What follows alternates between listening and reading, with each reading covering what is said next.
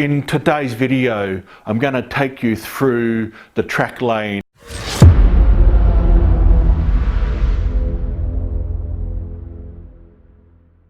So today, up here on level 3, what I'm going to do is take you through the tools that I use for track laying. I'm also going to take you through the preparation that I do for each of the flex tracks and also how I install it. What I thought I'd do first up is just sort of take you through a range of tools. So first up is basically you're going to need a good rail cutter. Now the other thing is I also use a marker. These are my unorthodox weights that I use. I've got track pins. I use these as I put the track in to make sure I can keep that bend where I need it. PVA wood glue, so that's there for drilling the holes through the baseboard to feed the wires through. This is used underneath the track to file and rough it up. Now, two reasons for that. One is the Teerlig track that I use comes pre-weathered, so I need to scrape off that coating in that area so the solder takes a good hold. But even if I wasn't using pre-weathered track and I was using something like the Pico or the Atlas, I would still use the file just to rough up the area, just to make sure the solder has a good area to grab onto. Now these two tools go hand in hand. These are a bit of a skinny nose plier. Now this one's a pointy nose round file, but I don't actually use it for filing. I actually used a pointy bit because I just find it strong being part of this file where I can get in, push those really stubborn rail joiners together. So I think that sort of covers the tool section. Looking at this right now, I feel like these two here I probably need to remove just to give me enough transition so there's not a very sharp incline or decline from the straight to the super elevation. Okay, so in preparing this track, I guess the first thing I need to do is look at the end I'm going to connect it to. Now, I don't know if you can pick it up there, but one of these are slightly longer than the other. I'm just going to cut that. What I need to do is go back with my flat little mini file and just make sure I clean up.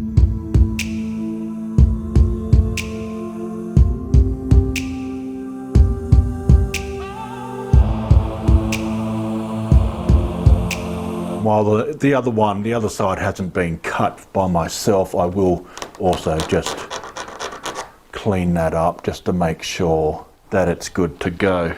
Now that I've got my rail joiners, again these rail joiners are the Teerlig brand. They're sort of semi-weathered and I don't actually mix and match. I'm one of those people that like to stick to one brand all the way through. Alright, so this end's ready to go. Again, I'm going to, while this hasn't been cut, I am going to just clean it up just a little bit, just to make sure I just have those rail joiners go on with not too many issues. So before I join them up and get this prepared and mark out where I'm going to have to drop a feeder, that type of stuff, I'm going to just make sure I've got the sleepers spread out right across this track. I like to use up as much of the track as possible, and I find with these Teerlig brands, if I spread them out fairly well, I'll actually get the full length of track from rail to rail. So here I have my pointy nose pliers. These are flat so they don't mark my rails, and I'll have my pointy file.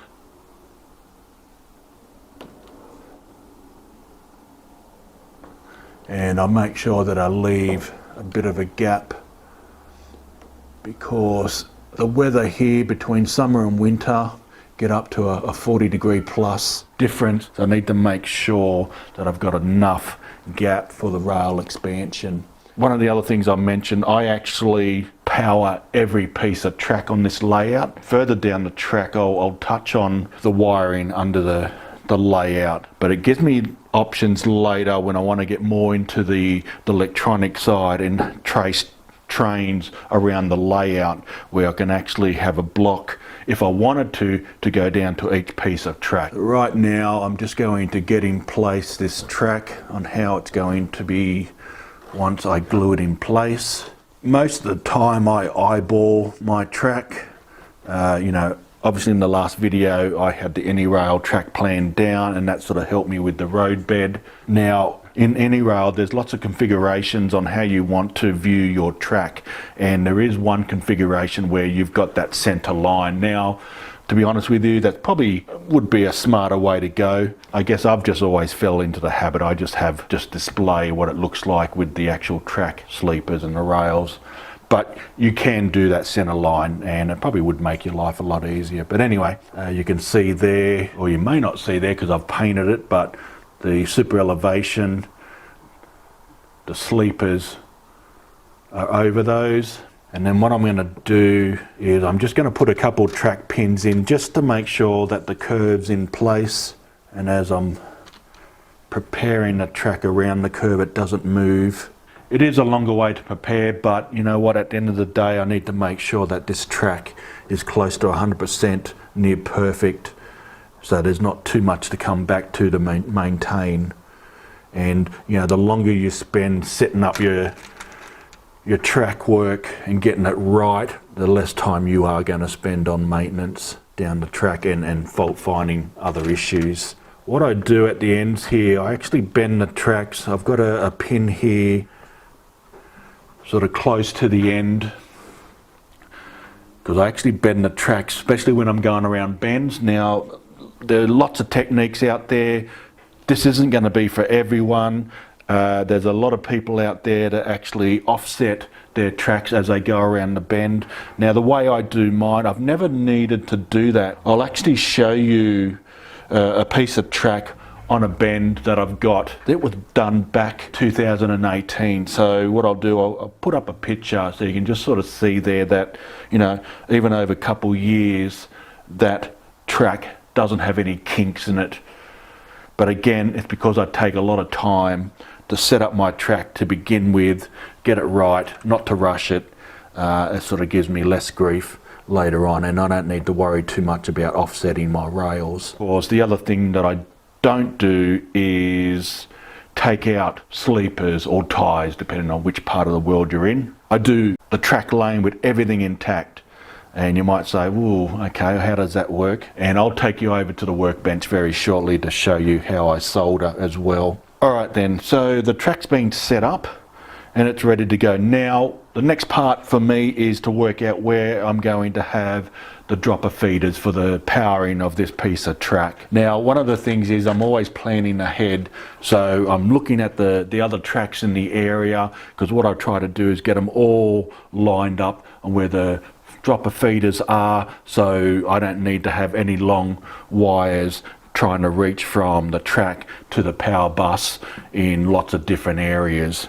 So you can see here, I've got this track here, it's a double main. This one also needs to go in, and you can see here I've got a set of points, so there'll be a track going off to the branch line. So I'm thinking I'll have the connection around here somewhere, so I'm going to make it around here. That's something I'll apply right across the tracks here. So what I'm going to do is just mark the track rail where I need to file down the back end of the track for getting it prepared for the solder. So with that done, I'm going to pull up these pins, turn this over, I'm going to cut the knobs off. I want to get these sleepers, ties flush, get rid of the excess plastic underneath, and then obviously cut the main connector between these two sleepers. I will pull these things apart, and that's just in preparation for soldering, because I don't want to melt the sleeper or the tie. And then where I've got it marked, I'm going to file that down, so I expose the metal again, the other side. I'm just exposing that. Obviously if I left the weathering on, I'm going to have a hell of a time trying to solder it, and it won't hold that well. But by doing this, taking the weathering off, but I'm also roughing up the metal, it also gives a good area for that solder to hang on, and you'll have many years of trouble-free operation. Okay, so I'm over here at the workbench where I'm going to do the soldering. I've got my soldering station set up, ready to go. Now the important thing is basically when you're doing your track, make sure your track is facing the same way that you pulled it off or putting it onto the layout. In my case, it was pulling it off because I get it prepared on the layout first before I bring it over to the bench to do the dropper wire soldering. Now the other important thing is and don't forget, is basically you need to be consistent on how you're wiring underneath. So in my case, I use black and red wires. I know it's DCC, it's not actually positive or negative, it's really active or neutral, but I still use the red and black just to make sure underneath I understand which side is which and it's been connected correctly so you don't get any shorts.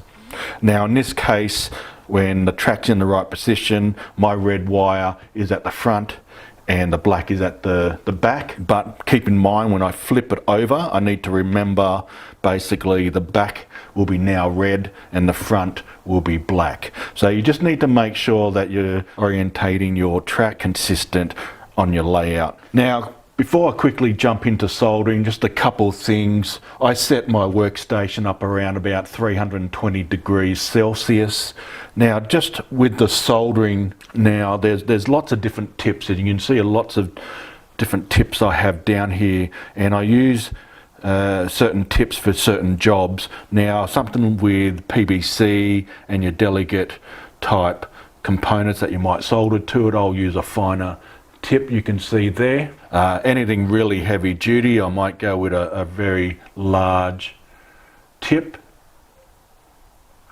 In this case here, this is my track soldering tip that I use, and it's a little bit wider. Now the reason for that is there's more surface space and I can pump heat quickly into the rails, because really at the end of the day my objective is to get in and get out as quick as possible and not to melt any sleepers / ties. I'm going to prepare my dropper feeders.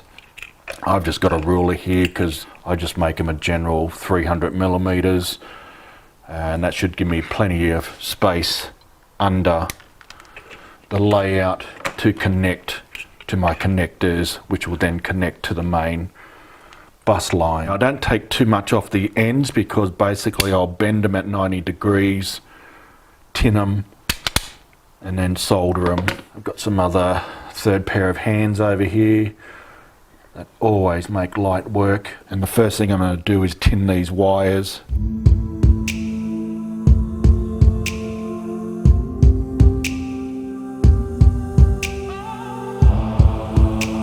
As you can see there, I haven't taken a lot off the ends because I don't want too much on the bottom of the track, because they will get in the way of your sleeper or tie spacing.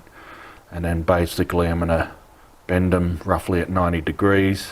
Now before I solder, I'm not just going to flip it over and solder it straight on. I'm actually going to put some solder onto these tracks. It just makes it easier and quicker. Just making sure I've got the middle lined up of where I've filed. I'll spread these tracks away, and then once I put it back onto the layout to glue down, they'll come back together. Alright, so I'm ready to go. First things first, I'm going to put a bit of solder onto these rails.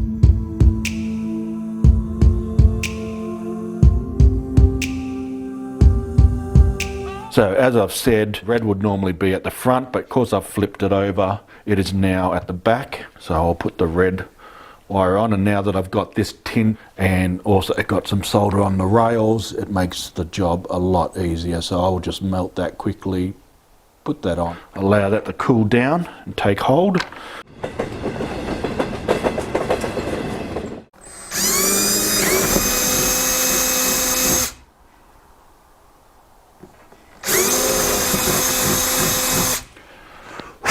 I'll come back and vacuum that at a later stage.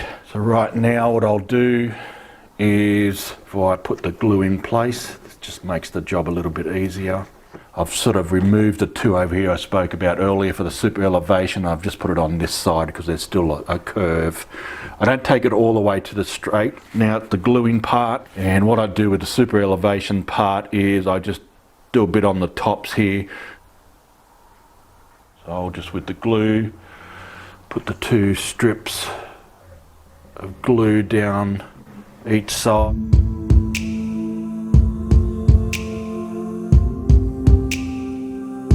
Okay, so the glue's ready to go. Now it's basically putting the tracks in place. Now I've got the droppers here. I don't put them all the way through. Why at this stage is basically it just helps keep this piece of track off the areas where the glue is at until I'm ready. So at this end here, as I said, if you can get your rail joiners right and file down your ends quite nicely, they just slide on without any constraints or trying to fight you, that type of stuff. So now that I've got that there, I'll go underneath and just pull these through.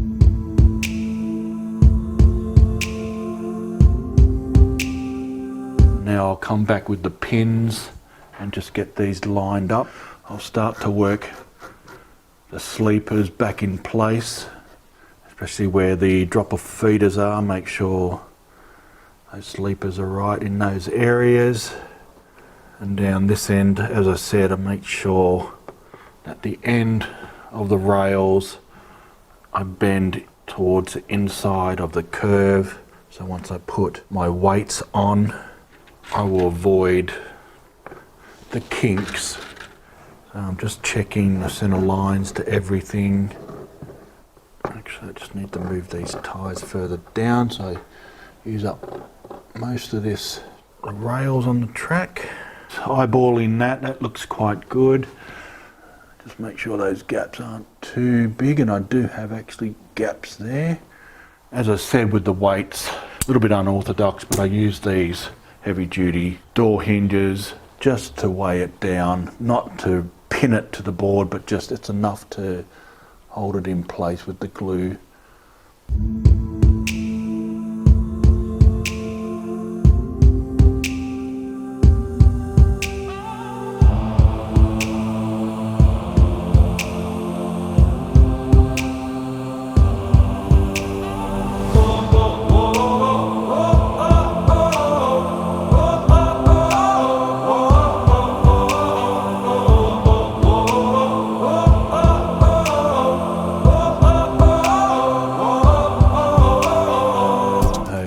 Get down and make sure there's no major dips, angles, that type of stuff. That looks good. All right, so that's basically the technique. I'm going to give you a bit of music and we're going to do some fast tracking.